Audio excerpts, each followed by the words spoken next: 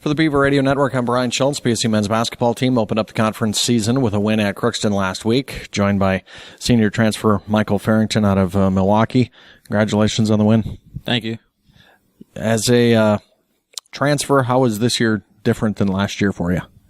I'm more comfortable in what we're doing as an offense, and just being here for extra year, it makes me more comfortable and helps me become a better leader, so I can teach the younger freshmen what to do and the things I learned from last year.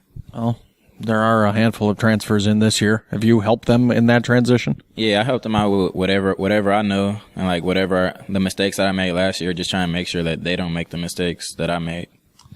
Your starting five performed very well last weekend at Crookston. Bench had 8 points. You had 4 of those 8. Does the bench need to be a little more productive for this team to be successful or not?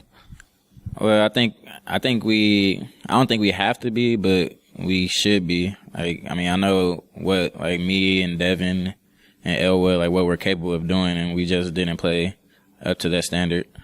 As the season has progressed and you guys have played the non-conference opponents that you have, what have you noticed? How can you compare and contrast just different styles from the non-conference games to what your guys are going to be facing here in the NSIC the rest of the way?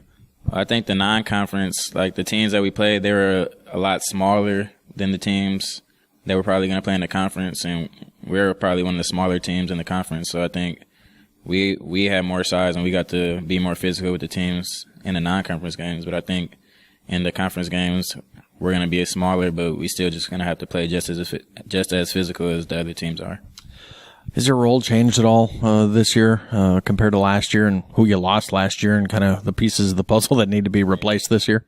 I think it has changed. Even I'm still coming off the bench, but this year I'm still gonna have to be more of a leader than I was last year. Since last year we had more seniors on the team, more guys that returned. So this year I'm gonna have to be a leader, but I still have to make more plays and still come out the bench with a lot of energy and stuff like that. So. Well, there's a NBA Sixth Man of the Year award for a reason. It's an important piece of a team, isn't it? Yeah, I think it's real important. Just come off and just bring energy, set that tone off the bench, and just keep things at the same level as the starting five did. What would you say is the best part of your game right now? I think defense.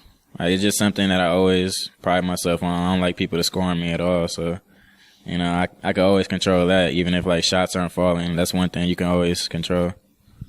Kind of a rare breed right now. Nobody, it seems, wants to play defense in college basketball anymore.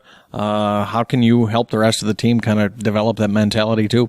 I think I'm more of a leader by what I do on the court. I'm not very vocal as far as getting guys motivated and giving speeches and stuff like that. I just try and just help let my team feed off my energy, and hopefully they see that I'm going hard. They go just as hard as I'm going. You guys are back at home this weekend against St. Cloud and Duluth.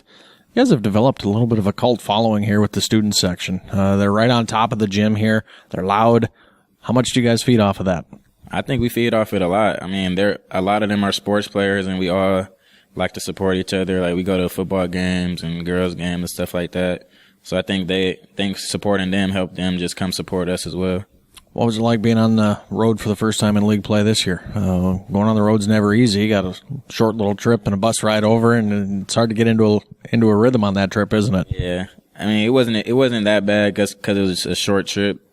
So, we didn't have to really wait. And we got there early, so we got to walk around and still just do our normal routine. So it wasn't as bad, but maybe the longer trips would be different than that one was. So we'll see how it goes. Good luck this weekend. All right, thank you.